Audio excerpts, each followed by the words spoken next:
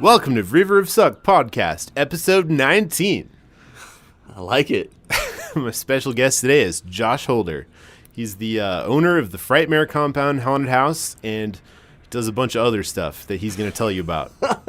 True. I always have a random background in different companies, for sure. My name's Josh Holder, and I own Colorado's oldest haunted house.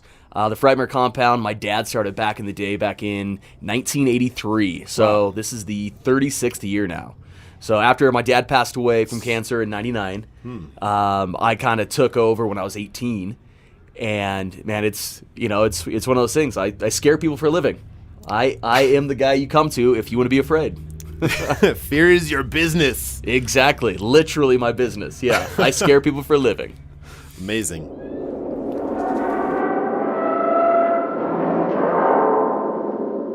Does that guy have a name? He doesn't yet. We should name him.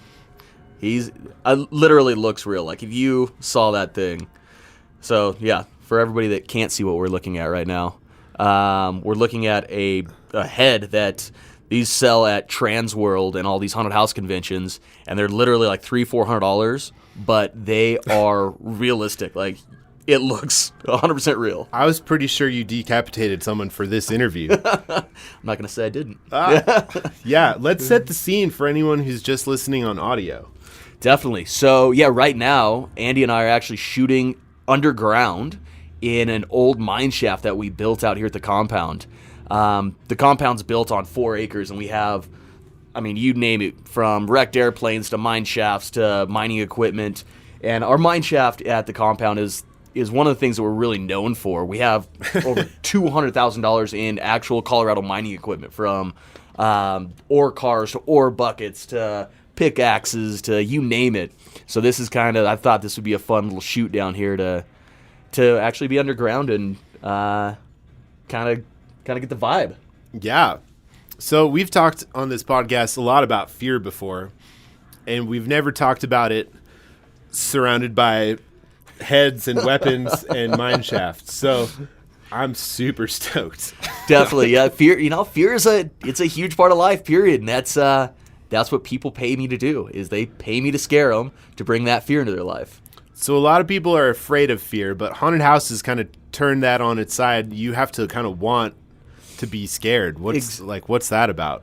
It's tell you the truth, it's an adrenaline rush. People come here, when you get scared, fear actually releases dopamine into your brain, and you get a high from it. Mm-hmm. And this is what people chase always. It doesn't matter if you're skydiving, if you're bungee jumping, it's a dopamine rush, and it's something that people chase always. So you'll have people that go to every haunted house in the state just to get that feeling of, people know they're safe, but at the same time, they want that fear of being chased by the chainsaw or a guy with an old pickaxe or something crazy.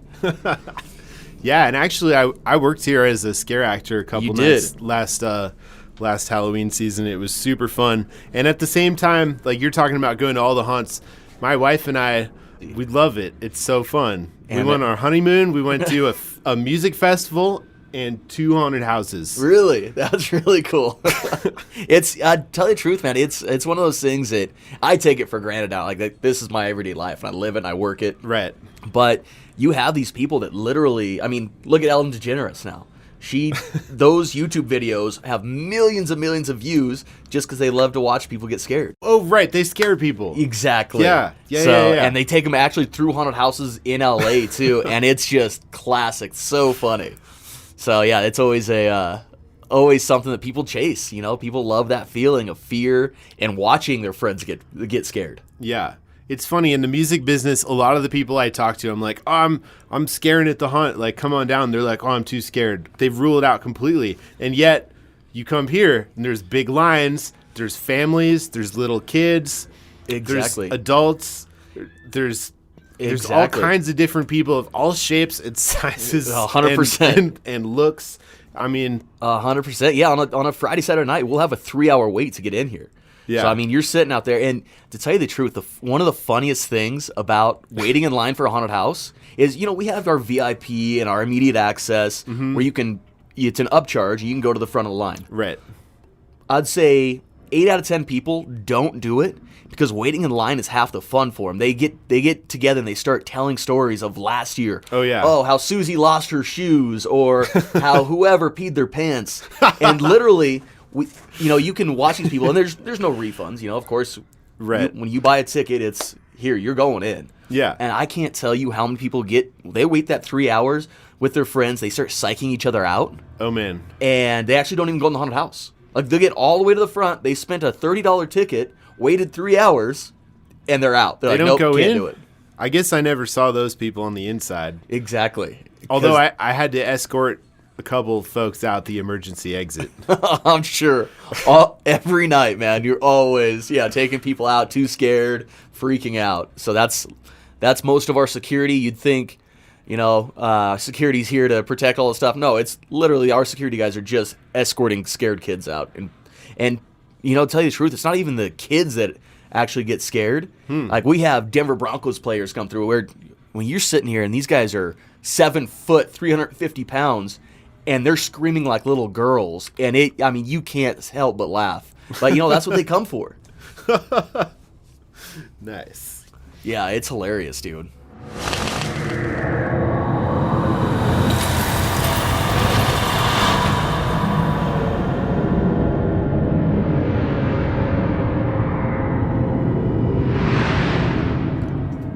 So we're surrounded by these kind of like mining tools, and these objects on their own, here's the pickaxe, there's a shovel.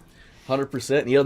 That's one thing. I mean, you look at any scary movie, Yeah. you always go back and go, okay, what tools were the killers using? All this stuff, and it could be something as simple as like some of the lame masks that are even in movies now that have this fear to them because of the movie. Yeah. So we go through all the haunted house movie or all the Halloween movies, all the horror movies, and we start collecting all these creepy old tools and farm equipment. But it's like real. A lot of people use foam props in their haunted houses. These are like, this is real wood, real metal. 100%. That's one thing we're known for out here. Like, when we're not in a warehouse, this is built outside. It's up year round. We're actually one of the only haunted houses in Colorado up year round, because it's which helps really with everything from the look, the patina on stuff. It all gets water rot, and it's got rust. It's real on it. rust. Exactly. Yeah. It's which helps you so much. You can't fake that stuff. You can't fake the real stuff. No. So yeah, it's we've got everything from mining equipment to wrecked airplanes to boom trucks and real coffins. Like, in our cemetery, all the headstones are real. Which they're all mess up stones, that somebody's name was spelt wrong or something. Oh, nice. So That's but they're all real tombstones. So it's pretty funny. I remember I was out by the tractor on your farm. Yep. And I had, I don't know what you would call it, something gnarly. I was holding something real gnarly. Pitchfork or a scythe maybe, or God, just heavy and weird and metal probably, yeah. And metal on the end, and some guy was like, "What if you actually hit me with that?" It's like, it would be a good death. Exactly, yeah. It's that cracks me up actually. The questions that come through here. One of the biggest question up front is when people come up and they go, how do you know that some serial killer actually didn't break in and they're actually back there killing people? And you sit there and you go, well, we don't. Good luck. And the people, the shock on their face is like, what? You don't know this? And then, you send them in and they just already pee their pants. Oh, man.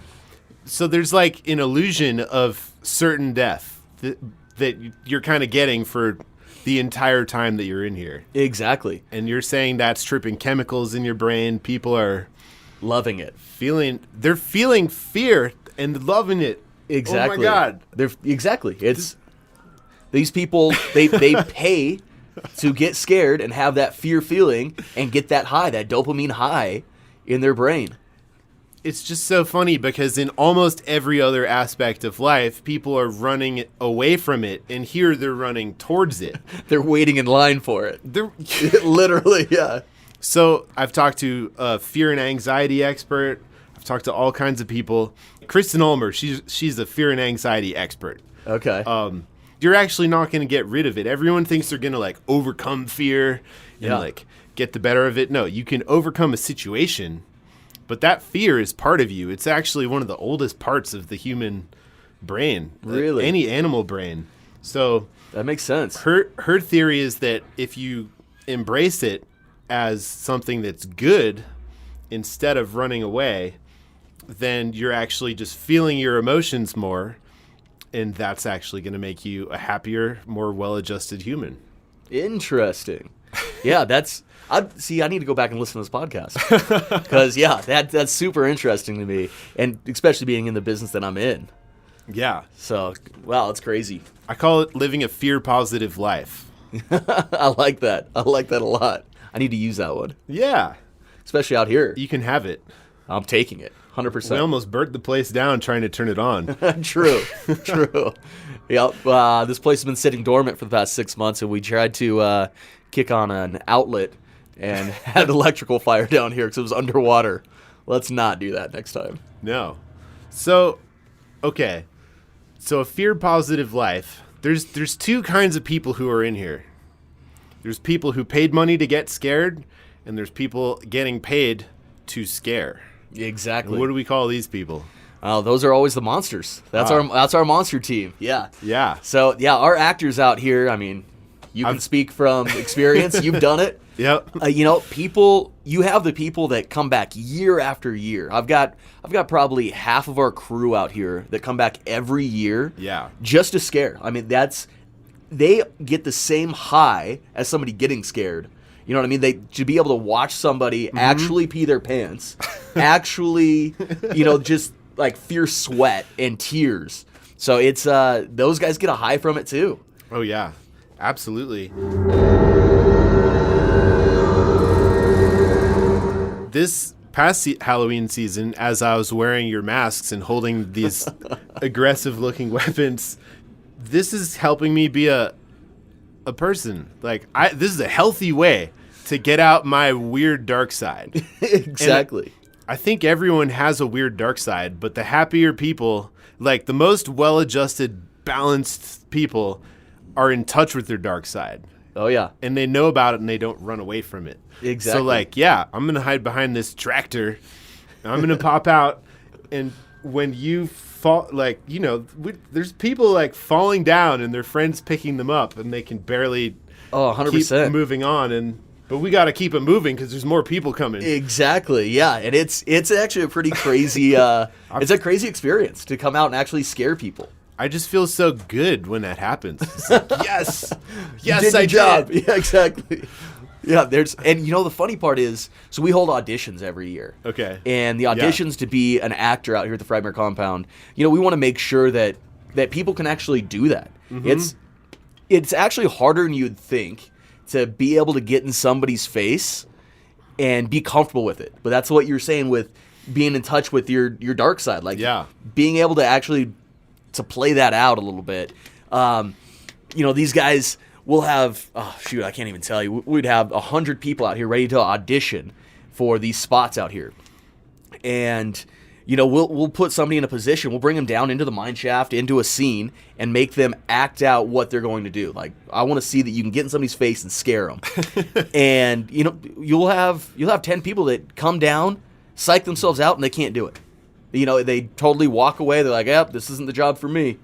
So it's pretty crazy when you were saying, like, get in touch with your dark side. And it's so true. And some people can't do that, and they're super nervous and just don't enjoy it, really. You have to tap into it. And I think it's hard. Like, coming from a musician angle, like, I've been on a zillion stages in front of thousands of people, and I've played living rooms for a couple people. Anywhere you could play, I've been there. But I was really nervous the first time that I ever auditioned to be a scare actor, and they're like, all right, be a zombie. And I'm like, okay, this one's easy. Yeah. I don't know about clown.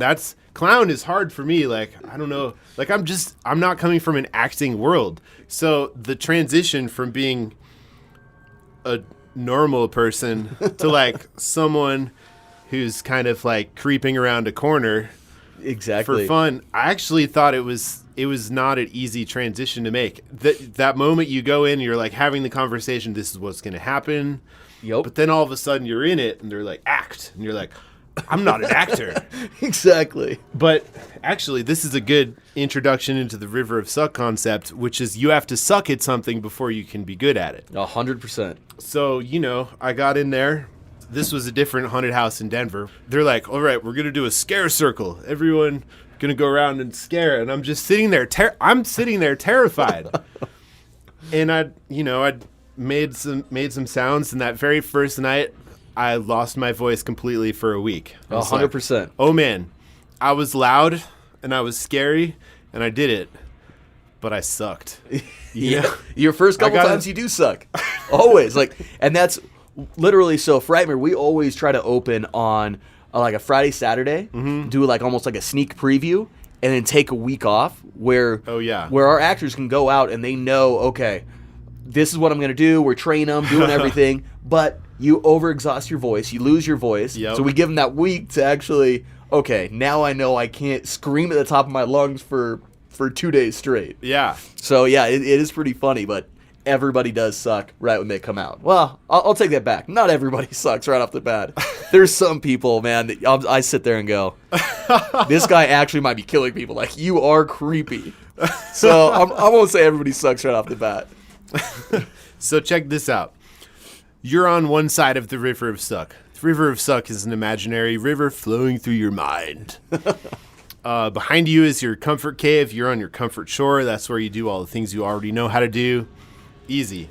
Comfort zone. On the other side, you can see future versions of yourself who can do the things you wish you could do now. But the problem is, in between, there's a bunch of whitewater rapids, rocks, and thought piranhas. Thought piranhas, you know what I'm talking about. They're those, like, pesky thoughts that enter your brain, try and sabotage your good vibes. Like, you were in the zone, and then the thought piranha came and interrupted your moment of flow. Like, okay. So that's the River of Suck. Okay. I see. And I've been in that river many, many of times. And I just kept swimming, I feel like. Oh, yeah. Well, that's the thing. You do have to, like, you could dip your toe in and run off. That's the people who come down here into this mine shaft and go, this is not for me. Exactly. Or you can jump in head first, start swimming, get bashed by the rocks, get bitten by the thought piranhas. All people are capable of amazing things. Of course. But the people who are successful didn't quit when it was hard. And it's hard over and over and over and over. Exactly. So tell me a story from your life where you felt like you swam across a river. Oh, geez. Which story? I feel like I have so many rivers that I've gone through. Oh, man. So, I'm a big entrepreneur. That's kind of my thing. I'm a serial entrepreneur. I've started lots of companies. I've failed lots of companies. And so I'd say, one of the big ones we did was we started a costume shop back in the day, which I know nothing about costume shops. I'm a haunted house guy. I can scare people. And I was like, oh, that's a great transition. Yeah. Something that kind of ties in well. And so we went out. I bought $1 million in costumes and ended up like Spirit Halloween style, where you go into the store, you pick out your costume, you roll. They're only open for 30 to 60 days. Mm-hmm. And all my friends, everybody was like, dude, you're nuts. Like, what did you buy? Why did you do this? I'm like, I don't know. I have no idea. I love pursuing new things. I love to get out and try new things and push myself, really. And so we actually started these costume shops, and I did 3 of them. I did one in Casper, Wyoming. I did one in Westminster, one in Cherry Creek. So 3 different locations a year. And, they're always in different areas. And I think I ran that company for, I want to say 5 years before Amazon really became a big thing and where you can get a costume delivered for $20 to your front door. Yeah. Which, the costume shop industry now it's hurting from that. But that's why I actually ended up going, okay, this isn't for me. I need to get out. But at the same time, it was the same thing. I was in that river for 5 years, swimming, trying to make it happen, trying to do it. And it was a failed business, But I learned a ton from it that I can actually apply to my other companies too. Oh yeah. So it's definitely not a total loss at all. It was a learning curve. Yeah. So back to being in here, I feel like I had a river of suck with each character that you put me in. I started off. We threw you in some random stuff. We always did something different. Oh yeah, that. Yeah. I was the random. We were like, "Oh, what's your character?" I'm like, "I don't know tonight." Exactly. I'll find out in a minute. I was the scarecrow. I was the farmer. I was a zombie. It's funny. I remember at one point. I know it wasn't directed towards me because I was a farmer that night. But I remember at the end of the night, someone was like, "Guys, zombies don't talk." Exactly. So that's funny. It's like there's some zombies in the river of suck. Exactly. You know what I mean? Exactly. Zombies in the river of suck. That's also scary. No, and that's funny you bring that up actually because a position like you had, like we call them floaters. Yeah. Okay. And literally, which is cool because you could transition into like, okay, I'm not a zombie tonight. I'm gonna be like this nasty chainsaw massacre style family killing people. Like, yeah. You know what I mean? And you could transition, but it's funny how many people can't do that. Huh. You know, we put them in their spot and one track mind. Like, I can only be a zombie. I don't know how to do anything else. And back to the river of suck, they don't want to. They don't want to suck at something because they already sucked at being a zombie. Now they're good at it. Oh yeah. And I don't want to go back into suck zone again. So it's pretty funny. So you did well at that. Ah, thanks. I liked being a zombie on the bridge. It's so funny. Like you can see your eyes are adjusted. You could see these people coming. I'm like, oh man, they could totally see me. This is a dumb spot. Why am I even like behind this beam? They're gonna see me, and then they don't. Oh yeah, exactly. And their heart jumps out of their chest. Exactly. Yeah. You grab it and you twist it. See, you're already back in the zone. Oh man, my haunted house character comes out like it's. I feel better now that I've done this.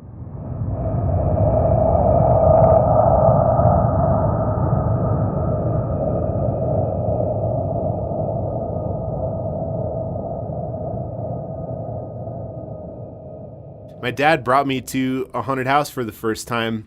We would go. Oh, whoa! Now I'm going way back. No, my first haunted house was Wilson Farms, and it was like little family-run thing, and like Where was this in Colorado? No. Grew up in Massachusetts. Okay. So okay. The guy in the monkey suit was the scariest guy to me then. But Massachusetts, like Colorado, I think is pretty serious about their haunted houses. Oh yeah. And I went with my dad every year to Spooky World. They had the haunted hayride. They had like 6 different haunted houses. I met Linda Blair from The Exorcist. Oh, very cool. I met the guy who played Leatherface from Texas Chainsaw Massacre 3.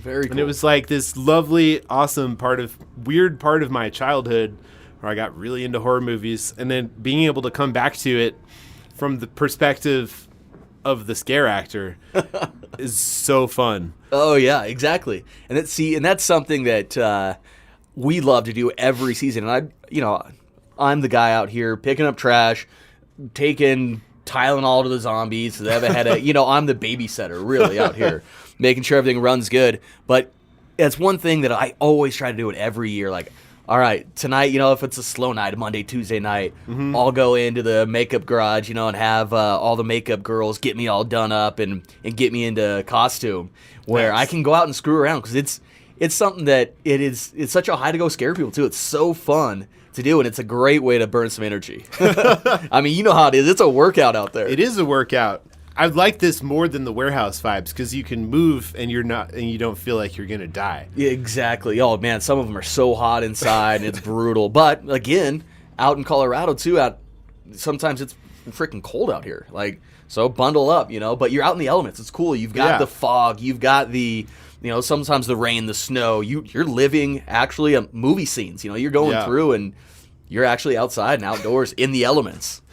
Yeah, there's been snow out here. I remember people are like trying to stay up and they're like, it's not safe. Tell the sand guy to put more sand down. Oh, on the bridges and stuff. Yeah, exactly. Tell the bridge zombie we need more de-icer. I almost fell back there. Yeah, exactly. It would be a good death. Exactly. It's so funny, man.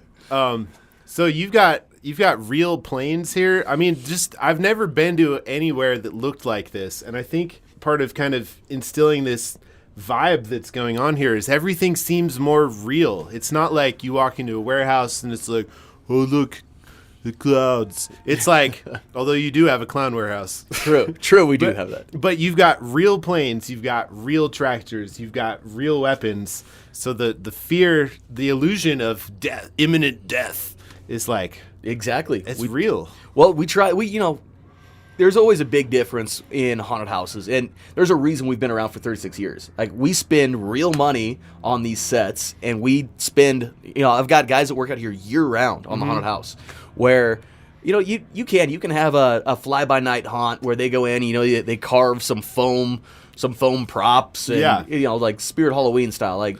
Sure. And don't get me wrong, like, they bring their own good things, too. But this has really become more of a labor of love for me to install fear in people. So, yeah, we work on it year-round, and we make sure that it's all Hollywood-style sets and props and real equipment out here. So growing up, I want to know about what it was like growing up with your dad running a haunted house. Dude, where do I start? It was pretty wild, actually. I remember, like, during, normal families would get packages delivered, your Amazon packages, all this stuff. Not this family. I remember getting coffins delivered to the house, like actual coffins. And the stuff that we would, the boxes that we were to open that would be from Transworld or from some of these other haunted house conventions. I'd be a young kid. I'd be 8, 9 years old, and you'd be undoing a box. I remember one of them was my dad bought one of the bodies from the Predator, the movie, of this guy that had actually been burned. And we were opening this box, and my mom, I just remember her going, all right, kids, you got to go in the other room for this one, because it was so graphic and so gnarly. And just to, my mom tried to protect us as much as possible, but I'm screwed up anyway. So she, I remember having to go in the other room and then come back in, and they'd show us, like, all right, this isn't real. We're like, no, I get it. It's weird. But, yeah, so always getting to get those weird things to the house was always so fun for me. And, it's really, I haven't changed at all, because I'm still like a kid. I always order stuff from Transworld, all these places. I literally just got a box yesterday, and I was going to do it on one of my vlogs, open some of them, but we ordered a bunch of new masks and stuff for this season. Nice. And it's sitting in my office, and I'm like, I just want to go open it. See, because I don't remember what's in it. So I'm stoked. But yeah, that's, it was always weird growing up here, but it was cool too. I mean, this was my backyard. Yeah. Like, I grew up, I live on site. For everybody that doesn't know that, the Frightmare Compound is actually my house. I live on site here at the Frightmare Compound, and Frightmare goes all the way around my house.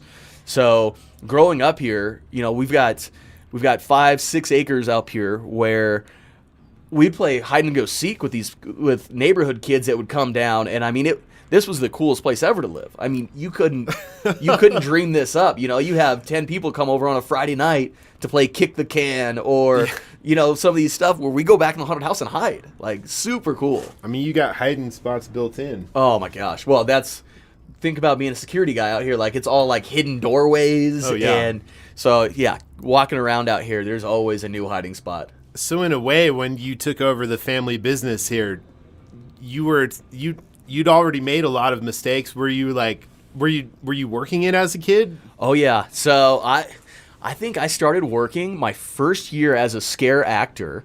So I want to say I was 12 years old, and yeah. I could have been younger, to tell you the truth, but I would beg my dad, me and my best friend Darren.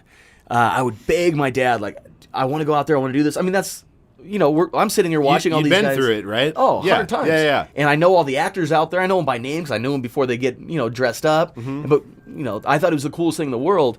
And my mom was always scared. You have drunk people coming through and people getting hit. And there are issues that do happen, And being a 10, 12-year-old kid, my mom's like, there's no way I'm going to let you work on a Friday night when there's all these drunk morons running around. And so my dad built this scarecrow that actually fell on people. So it would come with, people would like crouch down like, oh no, that's, it's falling on me. So that was always my job. I'd push this scarecrow over and pull it back up and wait for the next group. And I remember getting like stuff ready. I would take chips out like in our little hiding spot and get our spot all ready for the night to go out there and work. Like all excited. Me and my best friend Darren out there. It's like it was always a cool thing for us. And my dad always made sure to make these cool spots for the kids where somebody going through the haunted house wouldn't be able to see that it's a 12-year-old kid operating this. Yeah. Not that scary. But I mean, that's low tech. You're talking about ropes, but if it works and it's a real scarecrow, dude, that was back in the day. I think it's better than like, these like, I don't know how much they cost, these giant animatronics that when you pass them, you're like, oh.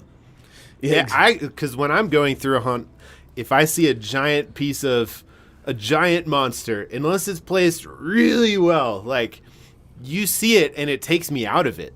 It's like, oh, that's a machine. That's not scary. See, and I'm kind of the same way. Out here at Frightmare, we don't do a lot of the animatronics. We don't do a lot of the big props like that. I mean, for me, it's not realistic. Yeah. And of course, you are supposed to be in a fairy tale world, where you're not really in fear or not really gonna get hurt. Yeah. You're safe, but you're in fear. So, yeah, it was just one of those things, where we just don't really do all the big props and whatnot. Like, yeah, it's just, I don't know. For me, I'm the same way. I don't really like them. This is scarier than a 25-foot robot. I agree with you. And I am holding a pickaxe that's covered in rust, and it looks like it's from 100 years ago. It probably is. And you're holding a head. A head. Yeah, exactly. And he's not complaining about it either. No, he doesn't have a choice anymore. Oh. But yeah, like in this camera, if you could see in the camera here, like the tongue and everything is super realistic, super gross. If you ran across Here, that, hold it that way. Too. Yeah, exactly. And if you would see this in the forest somewhere, I mean that's real. You would freak out. And it does have some gross blood and stuff on the inside. Feels good to hold this thing. You're back in it. See, you're already getting those crazy eyes. Exactly. That's too funny.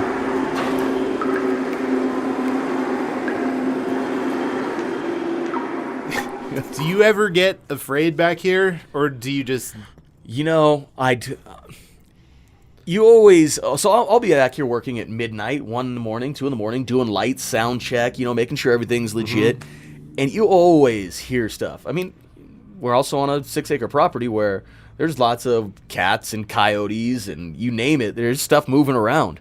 And so you always psych yourself out. You can't help it, Like, you're sitting here working and I don't know if a cat or whatever, like, runs past and you see something out of the corner of your eye. You're like, did I really see that? No, I'm getting in my own head. No, I won't do this. So, you get psyched out. Also, one of my favorite parts is our crew out here, my team out at Frightmare. Dan, I'm going to call you out on this, Mr. Dan Tolliver. Exactly, calling you out. Dan is 6 foot, 250 pounds, not a small guy.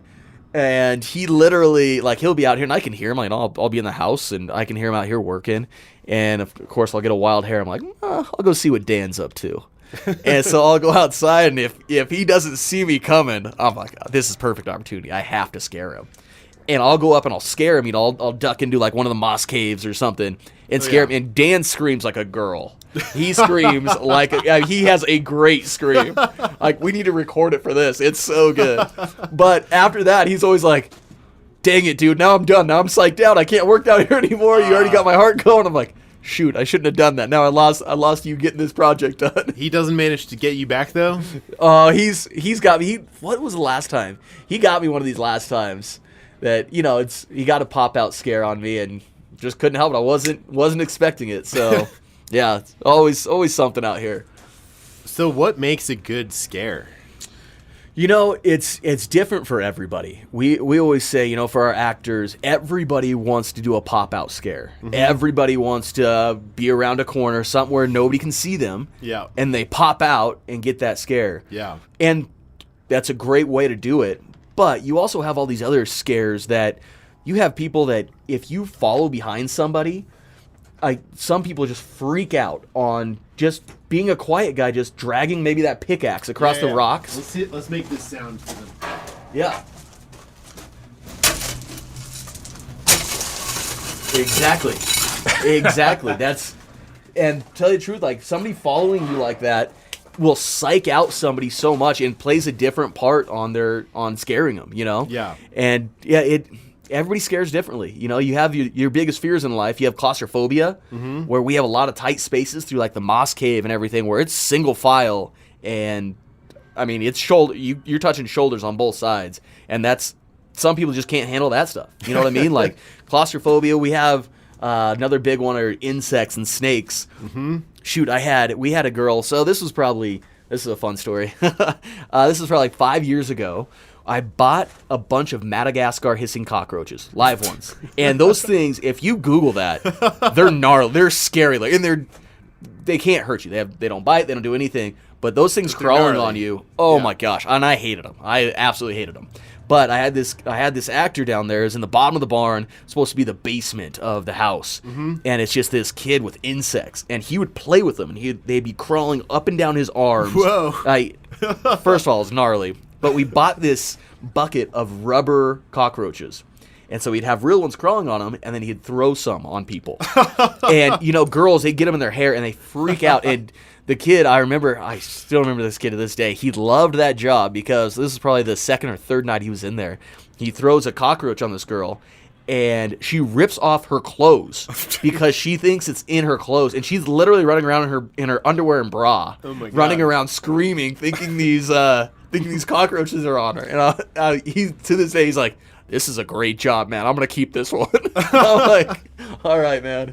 Yeah, so it's, you know, there's different ways to scare people, and you know, sometimes pop out scares don't work.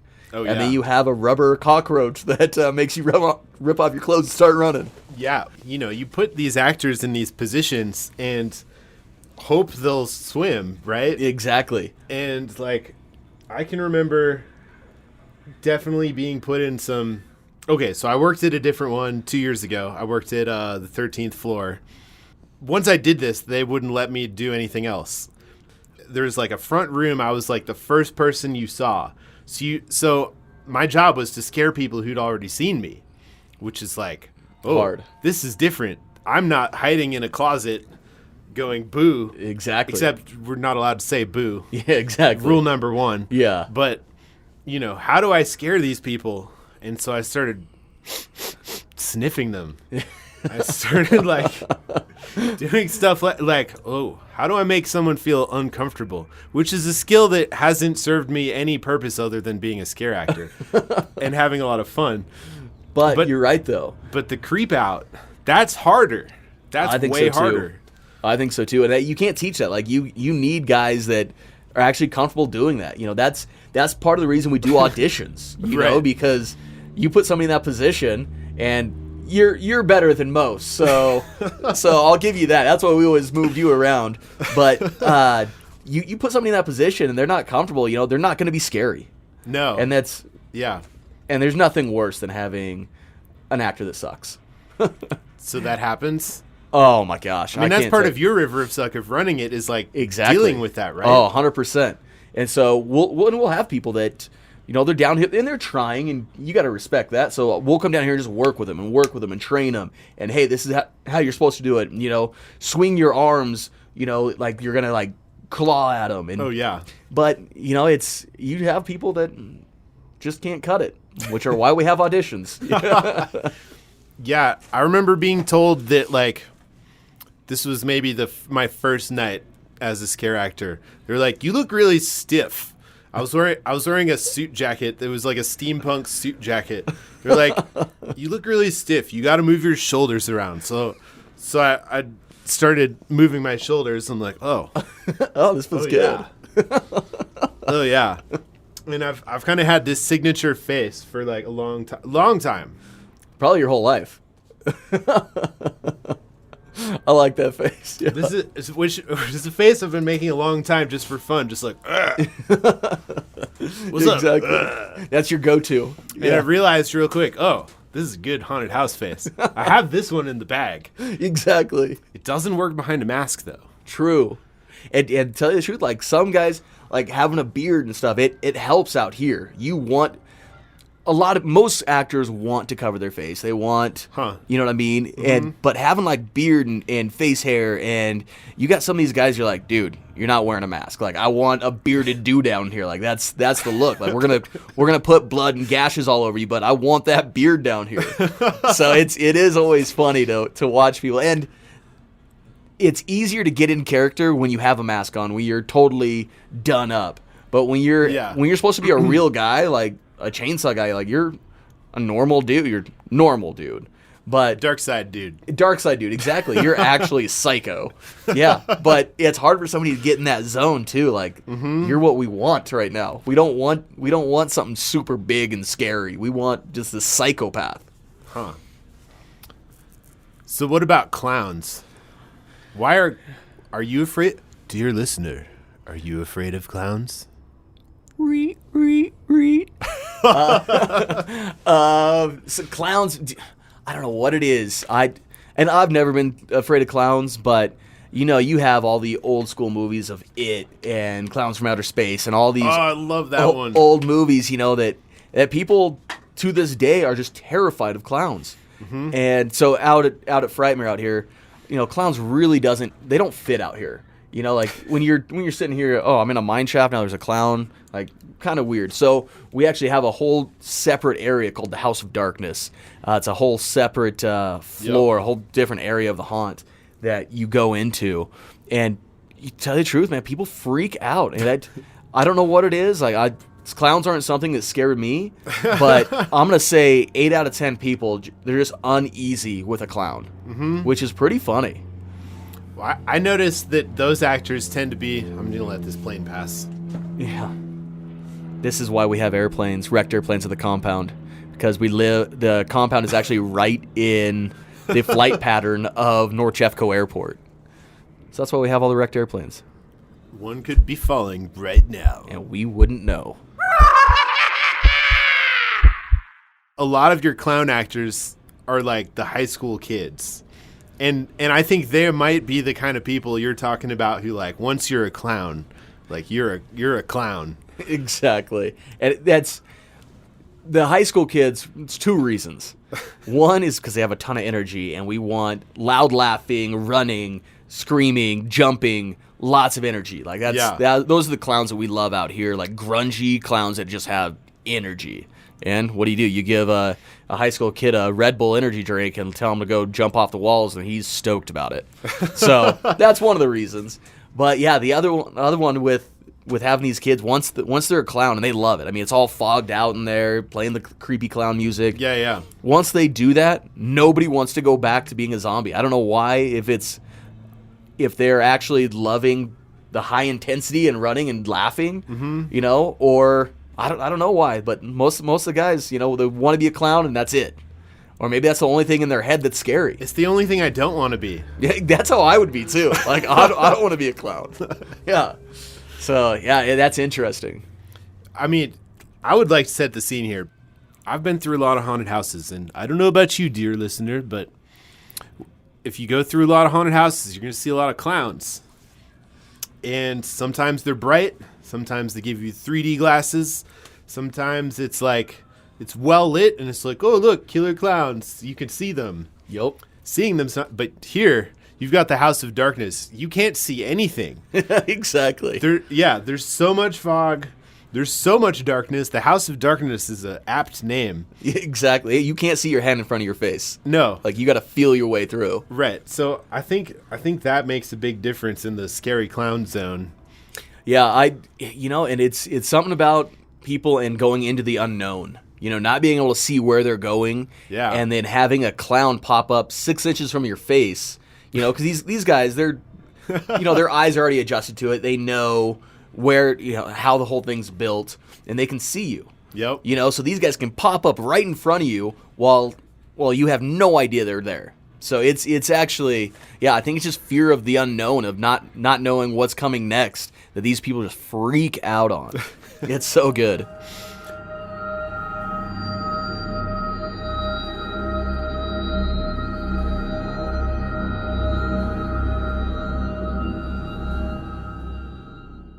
What do you tell people when they've never done this before? How to do it? It's different for everybody, and that's literally what we tell them is like, you're going to get down here and you're going to feel dumb. You're going to come in here and go, what am I doing? We put you down in a mine. We put you, like, look at where we are now. I put you underground, dressed up like a weirdo, and you're sitting here going, no groups have come through. Yeah, this is your first night. You're going, what am I doing? You start psyching yourself out, which, if you're in the river of suck, you got to keep going. And some people, literally, they just pick up and go. They get in their head so much that they're gonna suck or they're gonna do this, which, a lot of these kids, they've never done it before, and it happens. But we come down and, we train them. We go, hey, we all feel the same way the first time you do it. Yep. You're all gonna feel like you're gonna suck at it, and you just got to work through it. The more you do it, the better you're gonna get. Once you get that first scare of the night, you're like, oh, I got this. Oh, and that really, again, yeah. That dopamine starts dropping. You get a high from watching that person. You're like, yes, okay, now I get it. Let's do it. Yeah, I agree. Oh, man. The river of suck in the mine shaft of suck. Exactly. Dude, this place, that's funny you call it a river because now that it's underground, you see where the water line is back there. Mm-hmm. This place actually fills with water. So this is... The rock here is right at the water table. You can see how it's all wet. When we were building this mine shaft, we had the bobcat down here, and I kept sinking my bobcat. And we'd have to literally fill in a little bit of rock and wait and see if the water would dissipate because it's literally right on the water table. So, yeah, this is the river of suck down here because we have pumps that pump out this whole place. If it rains or snows in October, that's our biggest thing. Get out here by noon and start kicking on the pumps and pump out all the mine shafts. So it's pretty crazy. River of suck.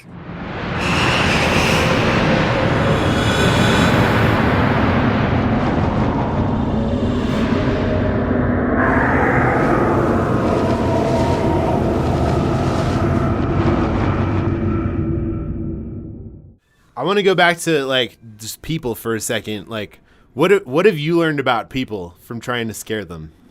You learn that people are really, they just want to be entertained. All these people that most everyone that comes through is they're here for entertainment. We have people that come that came in 1984 and their grandparents are bringing their grandchildren now. Oh wow! So it's just really cool to see all these people that want to experience the same thing and show their grandkids, hey, this was the scary thing to do back in the day. This is where all the dates were. This is what we did on a Friday night. We'd go do this. So, yeah, it is interesting to watch, but it's, this place, we attract everybody out here. You name it, people come from, Denver Broncos players to Chuck Liddell comes almost every year. Celebrities come out here all the time, and it's just one of those things that people are chasing that high, that dopamine high of fear. It's Colorado. People want to get high. It's more true. than one way to do it. The funny part about that is the big thing out here used to be like tailgating and drinking before you go in. Okay. And now that marijuana's been legalized, it's so calm. Like on a Friday night, you got a 3-hour wait. We've got DJs and everybody going up front. We've got escape rooms, DJs, like some crazy stuff, big party going on up front. It used to be one of those things where it was a party, everybody's drinking, and it was really wild. Now, I feel like everybody's high and it's really calm out there. Like it's so weird, like to watch the difference of like party and drunk fights and this to nobody cares. They're happy. Man, So here's a weird thing to think about. If you're coming here, you're paying money to feel fear. You're paying money so you can feel your emotions, and yet you're coming here as wasted as you can so you can suppress those emotions. What does that say about America? 100%. And some of these people have to do it to even enter, though. Yeah. They get that liquid courage, and so I can't tell you how many, of the mini shot glasses, the mini shooters. Oh, yeah. Because people stuff them in their pockets, and they wait in line for 3 hours. For sure. They're sitting here just killing these things, and people get up there just totally wasted, but liquid courage again. They have to psych themselves up because they're so scared to go in. I'm not convinced those people are actually having the most fun when they're in here. Oh, God, no. No, I would guess they aren't, and most of them we end up carrying out or too drunk to even go in. We always make that call. Our front gate girls are always real good about making sure that if you've been overserved, not to come in.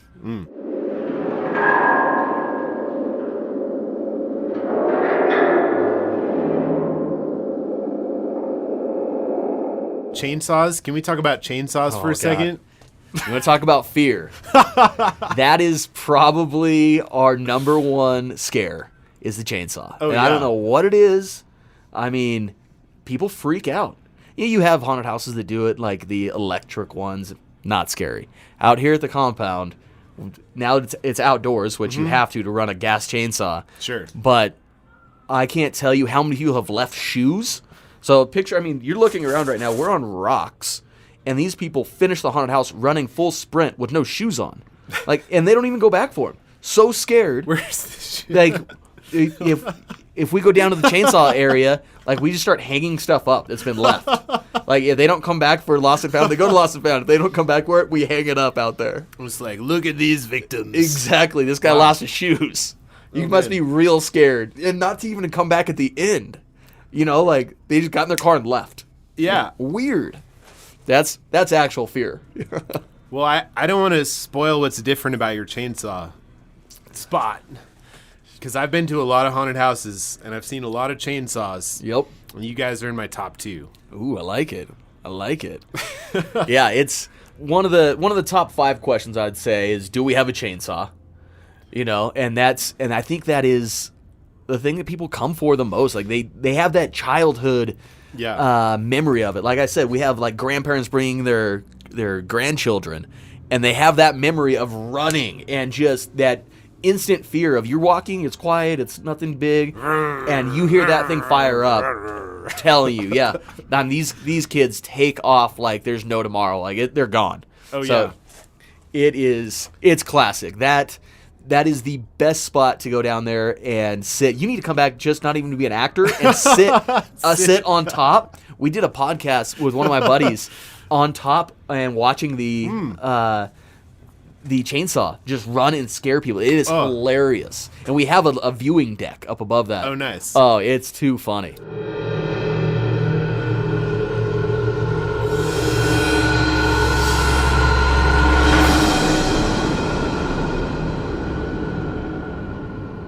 Our cat, Capo, is a black cat, and he celebrates Halloween every day. It's awesome. I love it.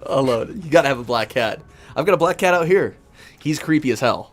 Because he literally lives out here. He's just a barn cat. Right. But you got a black cat roaming around a haunted house, and literally, he'll be out here during October, sitting up, perched on a fence or something, and people are like, is that a real cat? I'm like, yeah, don't touch him. He's mean. He's not a nice cat. Yeah. If I were a mouse, I would call cats scary as exactly. They torture them. Oh, it's so crazy. They throw them around. Play with their food before they eat it. You actually, scare actors could learn a lot from cats. Heck yeah. They're creepy as hell. We're like, oh, you're so cute and furry. But if you're a mouse, you're like, I'm gonna die. Yeah, game over. Yeah, exactly. That's too funny. What's your black cat's name? He doesn't have a name. Oh. Yeah, he's just a barn cat out here. I do. One of them I named. So there's 3 cats out here. Did they just show up, or? Yeah, one of them I transplanted. I went out and I needed. You got to have farm cats out here. We have so much property that so many mice. If you don't have cats, you gotta. That's a must. Yeah. So before I had the other 2, there's a black one, a gray one, and an orange one. The orange one was the first guy. He's a tomcat now, but he was super nice to begin with. But when I first went, I went on Craigslist, free barn cats, need a cat. And so I kept him in the garage for a while, and I was like, all I want is a Spanish cat. And when I got up to pick up this cat off Craigslist, the little girl that was showing the cats, she's like, and that's Taco. And I was like, that's a Spanish cat. I want him. That's like Puss in Boots. He's now a barn cat out of the compound. So you'll see Taco rolling around out here too. Yeah. And now he's He's like mangy and like you wouldn't mess with that cat. Like he looks like he can hold his own. This is seasoned scare actor cat. 100%, dude. The cat's out Except here. he's not acting. No, he's living. Like this is home. Yeah. Don't mess with him. Don't pet the cat. He ain't nice. Yeah. Oh man.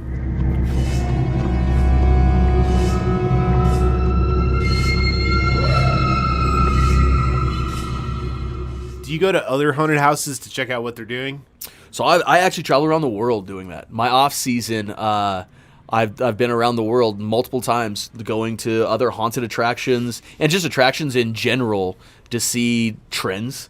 What's trending now? What's going to be the next big thing? What do I need to have at the haunted house to make people enjoy their night? You know, people come out to get scared, but they also, you know, they're here. We've got escape rooms out here. We're doing a pumpkin smash this year, which you can just grab a sledgehammer and smash some pumpkins. Like we're doing like just random stuff.